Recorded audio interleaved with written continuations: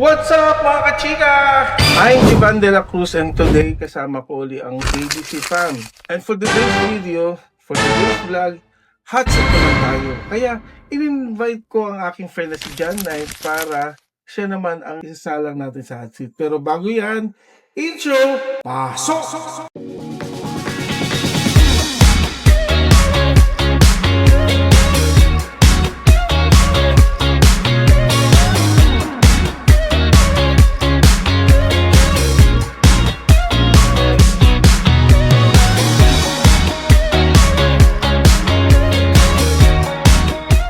Hello mga kachika! Pakilala mo na kayo. Lexis, I'm MJ. Hi, my name is Ray. And of course, ang aming special guest at nasa hot seat ngayon, ang nag-iisang host ng Walang Tulugan with the Master Showman at saka ng GMA Super Show, celebrity host, John Knight! Yay! Huwag mag-iingat ka sa mga hot-hot, ha? Walang Tulugan! Walang masig! Master John! Ano show? May yan sasabihin. Mag-iingat ka sa pagsalita ng mga hot-hot, ha? Baka nag-iinit na ako dito. Alam mo na.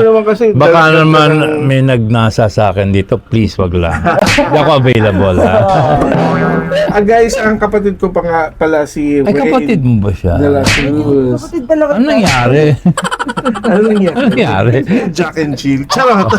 Since na nasa hot seat ka ngayon, Hot meron ba to? tayong hot Parang seat hindi. game. Oo.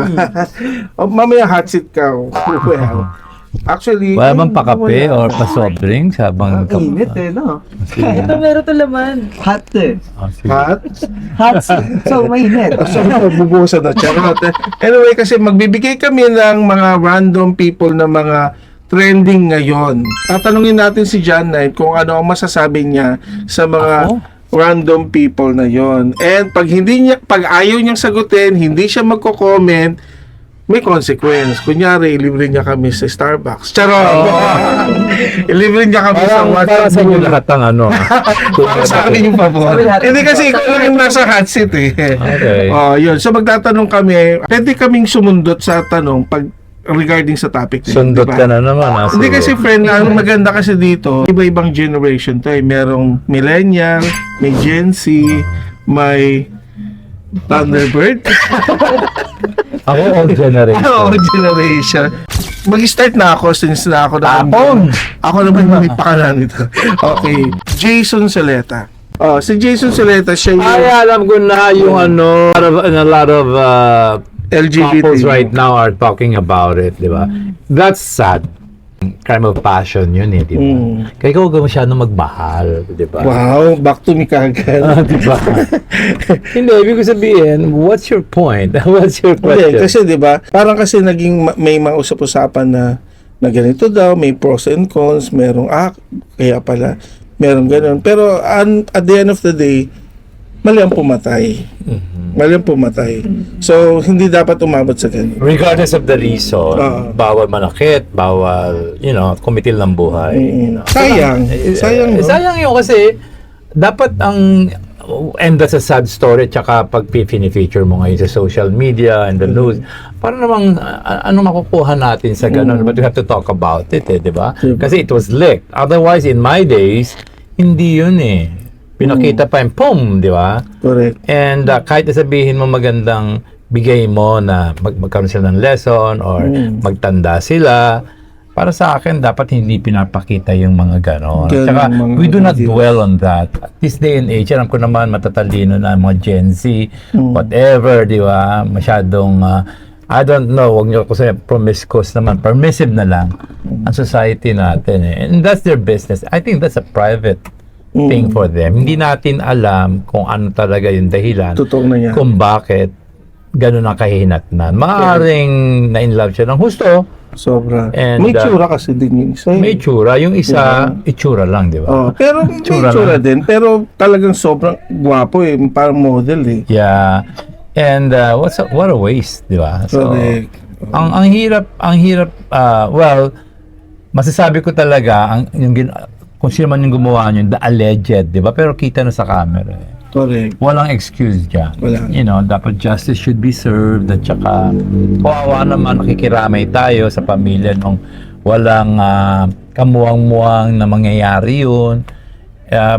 The only thing that he did was to love somebody and to be kind and parang ginawang pamilya pa nga siya, di ba? Correct. Pero may opinion ako kasi yung mga Gen Z talaga ngayon, sobrang mapupusok.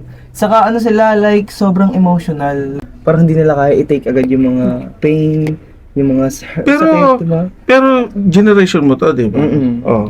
So ano masasabi mo? Kasi at least ikaw, nakikita mo na yung iba masyadong sensitive, ikaw hindi. Ako rin, sa totoo, sensitive din ako. Pero, kailangan mo rin kasi talagang labanan. Hindi pwedeng lagi kang mahina. Kasi, pag patuloy ka dinadown mo yung sarili mo, di mo i-up, di ba parang, talagang kakainin ka ng emotion mo eh. Lalo na ngayon, di ba, ang daming negative Tsaka people. ngayon konting kibot. Marami na agad masasabi. Ang masasabi ko lang, if you wanna do something, ano ba sinasabi ni Pia Wurzbach, di ba? Think 10 times before you click, di ba? Yes. So, I mean, lahat ng gagawin ninyo, pag-isipan nyo mabuti because you cannot take back, especially ang buhay ng tao. Recently lang din. Ano? It's about Bong Sontay and Ann Curtis. No, my God! Magaganito ako para... Kailangan nating mabanggit yun eh. Mga Hindi, alam mo, ako In outright, John's opinion, it's a very delicate matter kasi alam mo, sa usapang mga ganyan, religion comes kung anong pananampalataya mo di ba? Paniniwala mo sa buhay, estado mo sa buhay, mga values mo mga prinsipyo mo, paano ka pinalaki, ang pressure ng society, di ba? Sometimes society dictates kung ano yung dapat mong asalin on how you treat people. Para sa akin, hindi naman how you treat women how you treat everybody, di ba? Of course, sa sinabi ni Representative Suntay, they're both my friends actually. Kilala ko sila pareho. Ano naman, parang hindi mo maikakalain sinabi niya, you know, but it was taken in a wrong context. Sasabihin na iba, kahit anong context pa yan, what he said is offensive to women, di ba? Ako naman pinaglalaban niyo yung women So, things like that, kung sinasabi empower women, maturity as far as, you know, their relationship with the men around them, ganito, ganyan. Ang daming aspeto na pwedeng, kaya ang dami nga, ang dami nag-comment. Yung iba for it, like si Aragon, who's very, ngayon. Naintindihan ko sinasabi ni Aragon, and in his own faith, at saka in his own opinion, sa perception niya, it's a two-way thing. Kung ayaw mo sabihin ka pagnanasaan ka or you don't want people to treat you or say something about you, ano bang reason kung bakit nagaganon kang sasabihin nila wala ang karapatan ng babae magdamit ng ganito, ganyan. But overall kasi base it from kinalakihan ko, I'm not that young anymore. How I wish we go back to those times na talagang yung ang babae kung paano itrato, kung magnamit, di ba? Pag nagsisibang may belo pa.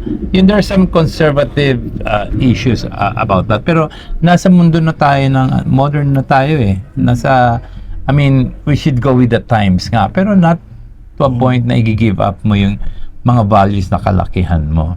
Para sa akin, hindi naman niya sinabi direkto, kunyari ikaw, alam mo, ganito, ganyan din, diba? Kaya lang, I don't know I'm not creating any debate. Kasi once you put politics into anything, it muddles the issue. Yun lang. Pareho silang may point because you will never know what Suntay was feeling at that time. Wala siya siguro. So, ibig sabihin, ganun ang impact, ganun ang epekto ni Ann Curtis kahit kanino. Sa palagay nyo ba kung hindi si Ann Curtis yun, it will have that impact, it will have that big debate about that, di ba? Pero of course, huwag na natin, kahit ng kalululuhan natin, sinasabi respetuhin ang babae, di ba? But, in a different, ang babae kasi, dati, sa bahay lang yan, o magluluto, mag-aalaga ng mga, iba na ang women ngayon. Oo. So, iba na rin, di ba? Sometimes they say na dapat equal tayo sa mga kalalakihan. Kung anong nagagawa lang, magagawa natin, di ba? Marami akong mga nababasang comment regarding dyan na sinasabi nila na ano daw, ang tawag kay Ann, pantasya ng bayan. Bakit pag pinantasyahan siya, nagagalit Fantasy siya? idol. Parang ganon. Diyosa. Diyosa. Tapos, meron pa nagsabi na, ayaw mo pala na parang yung magkaroon ng, ano ba tawag yun, yung parang init yung mga lalaki. Pero bakit, pag minsan may gown daw siya na, may gown siya na, Pero para kasi sa akin, nagbabago kasi yun based on your statement. Kung paano mo siya sinabi, paano mo rin ipaparating din sa tao. Halimbawa kasi, kung ako, may sinabi akong, kunyari, laro lang, pero nasaktan ka, parang responsibility ko mag-sorry sa'yo. Nasaktan ka eh. Oo, Diba? tama. Ako rin naman. Pero sa akin, hindi hindi yun personal. Pero nasaktan ka, magsasorry ako. Parang ganun lang yun. Parang sa kanya, yun yung naramdaman niya that time. Sinabi niya yun sa harap ng tao, it's televised. Tapos, nag-name drop talaga siya na Ann Curtis. So, nasaktan si Ann Curtis dun. So, Nasaktan ba siya? nasaktan siya. Kaya nga Hindi siya naman siya talaga nagsalita eh. Nung kaya ng mother na, a lot of people siya. Hindi, kaya nga. later on na. Oo, yun nga. It was actually Jasmine, the sister who posted first, and then the mother. Kaya Last nga na nung yung si after Ann. nun, nasabi naglabas ulit ng statement na hindi daw siya magsasorry. So, yun yung Yun yung Pero ako kasi, parang nag-sorry yata yung asawa. oo, yun. Yun yung tinatanggap ni Ann. Kasi nga, nagsorry. Oo, nag-sorry kasi parang hindi, alam naman nila, babae din sila yun. Yun yung alam ko, nag-sorry naman yung asawa niya. Pero anyway, sabi nga nila, minsan yung tama sa isang tao, mali sa isang tao. Pero kanya-kanya tayo ng, dito perception. Parents, Sabay ka, ano masabi mo? Na-invite lang ako. Ang seryoso niya na. shot ka nga, shot. Ano mag-gusto shot? Di ba pwedeng comedic relief na lang ako dito? Wala na, ginawa mo na. Commercial muna. Ikaw naman, ano naman yung hot seat? Ito kasi latest news siya. Like, yung about sa shooting incident sa Azure Urban Residences. Parang... Buti na sabi mo, nung una ayaw na sabihin kung ano yung place, di ba? Oo. Pero, Ano But yung matatalo? it's out already. yes. Kasi, Opinion mo, friend. Again, bottom line is, there's no reason for you to kill somebody, regardless of the reason, di ba? So, Kasi hindi pa maalam kung ano yung reason bakit namarela. Kasi parang hindi naman siya addict. Hindi naman siya there's baliw. mental illness. Wala naman siyang kumbaga, naingay. For you to kill somebody, there's something wrong with your kuko here, di ba? yeah. And I don't buy that. Minsan nga nagloloko-loko. Kunyari crazy para to get away with the law. Pero para sa akin, hindi pa din. Kawawa na naman yung family na naiwanan nung he's a Itsura budding yun, he's a budding Basketball player. host yata. host at saka host siya ng isang game. Hindi kaya nadamay lang din siya or baka yun No, the story was he lives in the 9th floor yata nung 2 months pa lang yata siya doon. no, he's been there for a while. Mas shooting yung nangyari. At saka ano pa, hindi pa yung first. Meron siya record previously. May crime siyang kinomit previously. Sino?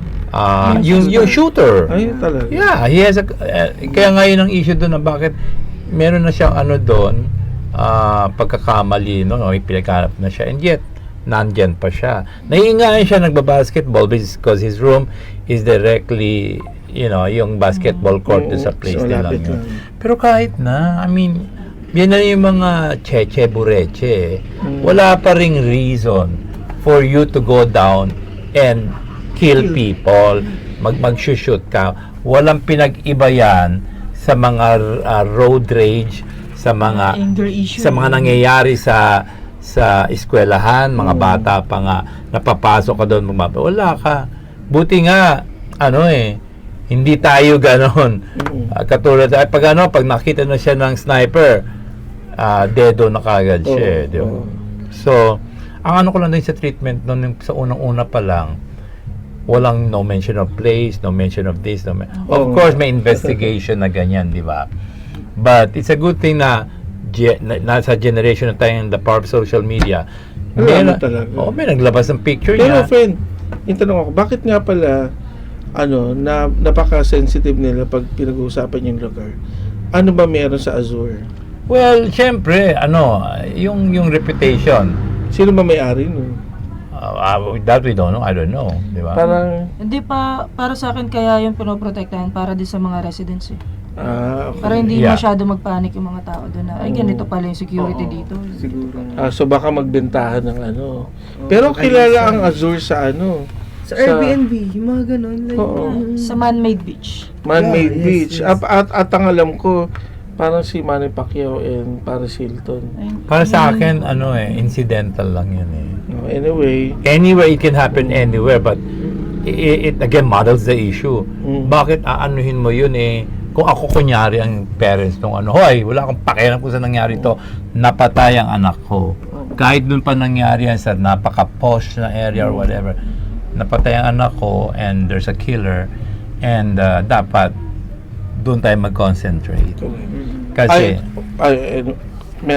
ito yung isa sa topic na gusto kong i-open kay John. Since na si John ay Paano? kilala natin na from the start na loyalista. Di ba? I am still. Loyalista kasi si John Knight. So, isa siya sa mga ang parang nag-push at saka nagkampanya kay BBM, kay PBBM. Ngayon naman, friend, ito yung tanong ko sa iyo. How was your kamusta ang isang loyalista sa panahon ngayon? Di ba PBBM ka, friend, loyalista ka. So ngayon, kamusta ka? How was it? How was it? Tama ba yung English ko? I'm perfectly fine. Kasi, At saka, ito pala, sundot na tanong, kamusta ka sa mga naglalabas ng mga issue kay BBM ngayon? Actually, ang dami na. alam mo, umpisa pa nung araw, lagi natin sinasabi, ang kompetensya sa pagiging presidente sa kampanya pa lang ganito, ganyan. Pero kung sino ang lumabas na winner, dapat mawala na yung mga kulay, yung mga Supportan dapat. loyalties, yung mga ganito, ganyan. And let us support whoever won. But that never happened. You know what? Tapos, hindi tayo private kung ano nangyari, bakit yung unit team naging ganon, di ba? But I suppose there are a lot of people around our president. Ako nga, lagi ko sinasabi, out naman ako dyan. Minsan nagko-comment ako if I can't take the comment na objective lang, maging objective lang tayo. Ang isang presidente, hindi madali ang trabaho. Iniisip niya ang buong Pilipinas, ang lahat ng Pilipino, how 100 something million na tayo, di ba? So, ibig sabihin, ngayon niya nalaman na mahirap maging presidente. I think they lived through it. So, alam niya, tinan mo nangyari sa father niya, di ba? Merong mga bagay-bagay na masasabi mo naman talagang great things that we achieved or achieved sa mga administrasyon nila. Ang great question ko lang is when they were able to and I'm not asking for any debate. Yun lang sa personal kong kala ko kasi nung 1986 yung EDSA Revolution, di ba? Naulit na ba? Hindi. Why? Because people were disappointed, frustrated because ano mo nangyari after? Meron bang ganong kalaking pagbabago? Naging progressive ba tayo? Hindi. You know, kahit na sino ilagay mo yata dyan, laging merong mga kontrabida. Why don't we just support the government, kung sino man yung namumuno ngayon, and lahat ng mga nagiging tiwali na hindi natin maalis yan. Yun yung mga corruption, yung mga flood control projects natin. Ang lang, kung sino talagang may sala o kung sino man yung mapuprove, Napatunayan. mapatunayo yung documents, dapat parusahan natin. Justice served din yun, di ba? Kasi hindi nila Kaso pera, wala pa. pera na, yan ang frustration ng tao. And now, it's up to you. Judgment na lang din ng discernment na lang din ng mga tao yan. I have my own thing, pero ako, Disappointed ka. disappointed ako sa situation natin dahil hindi ka normal kung hindi ka disappointed, frustrated. Lalo na ngayon, merong nagbabadyang gera, di ba? At sino ba tayo? Tapos may mga nagmamahadero na nagko-comment ng humongous comments na nag-a-attract pa ng attention sa atin, napakalit ng bayan natin, ang laylay ng Iran, di ba? I mean, ang daming nag-grandstanding, ang daming mga tao may personal agenda. Nakikita mo naman eh. Para umingi lang pangalan nila. Oo. At saka, Masabi lang nakasali ako sila. naman, kay Duterte, I'm speaking from experience. I have a lot of people who were other drug addicts or naapektuhan ng mga drug addicts, na-harass o napatay or what have you, di ba? Para sa akin, kasi nung time ng tokhang na yon, appreciated ko yun. Tahimik sa amin. Dito rin. Natakot lahat ang daga, di ba? Kasi Nagtago. may pusa, di ba? Nagtago Feel, talaga. huwag tayong maging hipokrito, di ba? Naubos yung mga tropa ko nun eh. Di ba? May takot. Kasi, Lagi sila eh. yun pa naman ang lagi ko, hanggat walang kamay na bakal na, walang mangyayari dyan. I-rehabilitate, announcement, walang nangyayari, di ba? So, yung ganong klaseng, Appreciate mo yun. yung ganong klaseng pamamalakad, appreciated ko. Kasi, sa experience ko, para mas safe akong lumakad noon, walang haharang sa akin drug addict. Paglabas mo lang ng bahay, Di ba? safe ka. At saka sinabi, alam ko na kapag drug addict ka, sumuko kapag bibigyan ng pagkakataon. Ngayon, hindi rin natin makakaila na may collaterals, ang tawag ko doon eh. In any word, there are collaterals. And let us not just be scrutinizing yung EJK Filipino style natin dito. Tama, kung ano man ang, kasi lalo na ngayon, nakakasad, ang point ko doon, I'm not a Duterte fanatic, pero may mga bagay din naman na marami rin siyang nagawa dito, di ba? Na, ang ano ko naman, by the fact that may isang korte sa ibang bansa na tinatry yung kaso niya, parang sampal naman yun sa judicial system natin. Meron tayo. We have an active judicial system dito. At ang tinadyakan din ang constitution natin dahil hindi na follow kung ano yung nasa constitution. Correct. Hindi ko lang In alam fact, hindi naman tayo member din ng ICC. at saka hindi tayo member ng IC. Hindi ako masyadong alam dyan sa yung basta alam ko umalis na tayo. So, ano pa? Gusto ko rin may tanong about sa yung viral video ng mga artista, sila Nikon na TV dahil. Ano ba tawag nun? The Great Four ba yun? The Big Four. The Big Four ba? Yeah, Big Four. The Big Four. At big talaga. So, yung Big Four, ano yung comment mo? Bakit nga pala Big Friend? Hindi, actually, anim yun eh. Meron pang iba. The latest one is Nico Loco. If you haven't seen the video. Really? Pero confirm na ba? Confirm na meron akong picture. Gusto niyo tingnan din. Kasi Hindi, ang sabi ko So, pala. sandali, 6 na. So, sino yung pang-6? Meron pang isa yung model. Oh. Siguro, pero in the Big Four kasi, si Nico, si Ron mas may before may... si Aaron, Si at saka, Ron kasi before may talent yan. at saka yung model, Ron Angeles. si Si Nico naman, Yung- good friend ko rin kasi pupunta yan dito sa shop.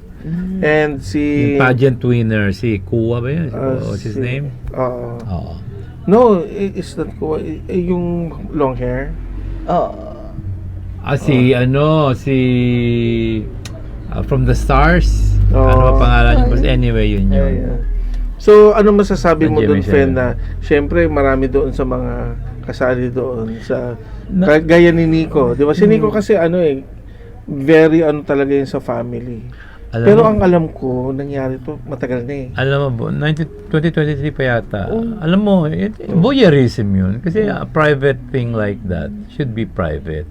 Kung may nagsamantala, then liable yung nagsamantala. Unless you really made, alam mo, na ginagawa niyo yung video yun. Sinasabi nga natin dati, kung ayaw, like, hindi lang itong scandal na ito, di ba, may other individual scandal, mapababae, mapalalaki, di ba? Kung hindi mo ginawa, wala magsi-circulate. Wala yung sinasabing pinagawa yung telepono, nakita niya dun sa, ano Alam mo tawag? eh, oh. You know, pag hindi mo talaga ginawa, walang Lalabas. lalabas. Pag meron kang ginawa tapos lumabas at di ba? So ano rin yun eh, kung ginawa mo, maging responsible ka kung ano Pwede ano maging consequence, di ba? di ba yung Pero, consequence ano, ng ano. Pero, nang napanood ko yung interview ni Nico kay OG Diaz, so parang naano din ako na talagang sobrang aminado siya. Sorry talaga siya. Kaya kaya medyo medyo in a way, sabi, okay si Nico. Si Ron hindi ko pa nakakausap pero magkikita rin kami. Wala namang choice siya kung At talaga saka, bakit ano mag-sorry. mapaki natin, di ba? Ano mapaki natin? Kumbaga yun lang, sumikat sila. No, people are saying, Tito Boy Abunda, you're a public figure ka. Kasi yan ang binabayaran sa ng mga tao to see you and entertain you. But I still believe that those are really private. Domestic problem yan. Especially yung asawa niya tsaka siya. Ngayon nga, pati yung asawa niya binabash. Bakit daw pinatawad pa ganito ba? You have no business. Okay? You have no rights. Kasi kung ano man ang naging desisyon nung asawa niya, wala kayong paki. Audience lang tayo dapat. Tsaka, di ba? At saka invest na binubuyo mo pang ganito ganyan. It's something sacred sa kanila. Ngayon kung paano nung wife niya nagkama sa ganung decision, Respetuhin natin. to save the At family. saka ipagdasal, di ba? Yeah. Kasi ang problema kasi dito, ang dami nagmamarunong talaga. Sa social media, Ang dami. ang daming mga politics, professional na akala mo ang daming alam sa politika, No. ang daming alam sa buhay, na parang, huy, maglaba nga, hindi mo alam eh. Yeah, well, you learn what battles to fight for. Diba? Yun lang yun. Tsaka yung sa apat na ito, minsan, but I think in-acknowledge naman nila yung pagkakama nila. Whether they know about it or not, nandun yun eh. Wala na silang magagawa. Correct. Diba? So, Kasi meron pa lang isa nagsalita doon na na parang wag na raw ikalat. Pero wala akong kalat na eh. Mahirap igilan. Wala na tayong magagawa pag nasana rin sila ng ibang tao. Gagamitin na rin yung video na yun, di ba? on the joking side, di ba, may tayong kilala, sabi niya, huwag ka namang itadahan niyan, ganito, ganyan. Mas magproblema ka kung maliit. Oo, di ba? Pag maliit, mas malaking problema yun. Pag malaki, okay lang yan. At least malaki. Dahil pag maliit yan, yun, demanda na lumabas. O in that case, kung hindi nila alam, kung hindi nila alam na ginawa nila yon, babae yung gumawa. So, Isang babae lang, di ba? dalawa pa yung isa eh.